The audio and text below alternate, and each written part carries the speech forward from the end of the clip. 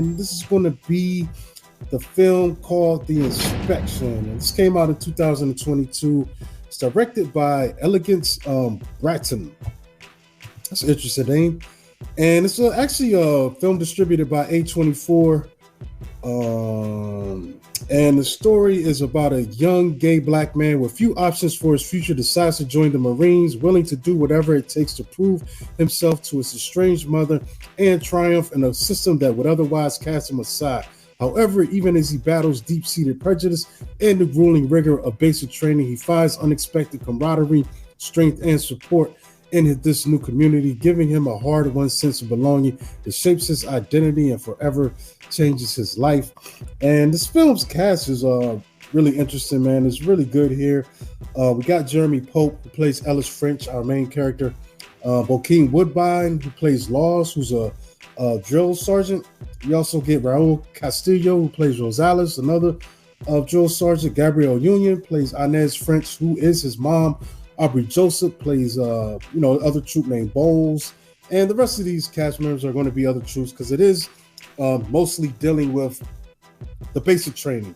And I guess the inspection, references to their final ordeal before they officially get to become Marines. So I guess it's their last inspection, which is going to, check out the uniform, rifle standards and make sure they're up to par to be able to call themselves Marines. And this film blew me away, man. Like, it's short and potent.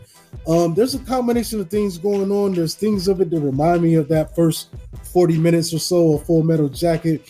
Also get some Moonlight ideas. And one of the things that stands out to me is we meet this kid. He's kind of looks like he's living in a homeless shelter, and his last act is to go and see his mom, who's played by Gabrielle Union, and they are really estranged to the point she's like, "What are you doing here?" Blah blah blah, and he's like, "I need my birth certificate. I'm going to go join the Marines," and she's kind of, laughing him off and just being super cold to him. And I guess that's kind of showing her personal homophobia, because in her mind, she'd rather have a son that was straight, and just unwelcoming to him, just totally dogging him out. Basically, mostly because of his lifestyle. It's kind of messed up that you would have a child and just, wish the worst on them because they don't conform to how you wanted them to be, even though I think people should be able to make their own way out of here. And that's something that happens in real life, though, because I know a couple people and, hear stories about, people, really a lot of people my age and a lot younger that, got disowned by their families and, came out and everything. It's kind of a messed up situation. Yeah, it is a thing that goes on. I mean, you even hear about reassignment camps and deprogramming camps that, when things are getting extreme. But her ideal is just to kind of shun him and blow him off and just don't want to deal with him, man. And it's kind of messed up. But he goes to the Marines, and it's kind of crazy, man, because I'm pretty sure, I don't know what time period this is. It feels like post Desert Storm for sure, and they're referencing a couple of events,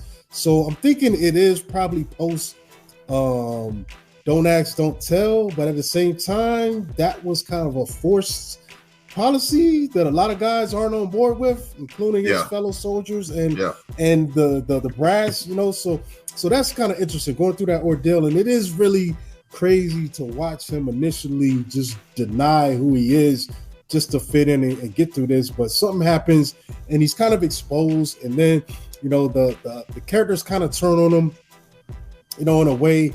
And but as the synopsis implies, man, he meets some people along the way that are helping him out, that are looking past his sexuality, and it's like, bro, a Marine is a Marine. My job isn't to do this or that. My job is to make sure you have the training and and stuff like that. So we find some support there.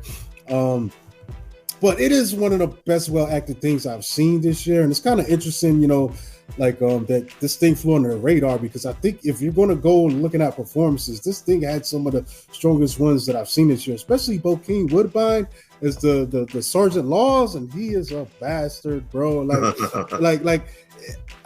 It's almost a catch-22, man. Like you love seeing great performances, but then you hate the character that performance is being done on, and man, he knocks it out of the park. Another person I want to highlight is Raul Castillo as Rosales. Rosales ends up actually being one of the supportive characters, man. And it's interesting, man, because it's one of those things where even though the guys turn on him, after a while he's able to prove himself to them, and they kind of have his back, man. And at some pivotal moments, man, that make this thing kind of come back around, man. But it's just a good story, man. I think it's always like when I can see how someone else is living, or just get a glimpse of the struggle that they're dealing with in a way, something that doesn't feel exploitive, that is trying to give you some understanding out in the world what people are dealing with, man, especially this day and age, man. I think it's definitely a good film that's worth people's time. Like Bob says, he loves a underdog story. Mm-hmm. Yeah, it's definitely that, man. Mm-hmm. Yeah, it's crazy, man.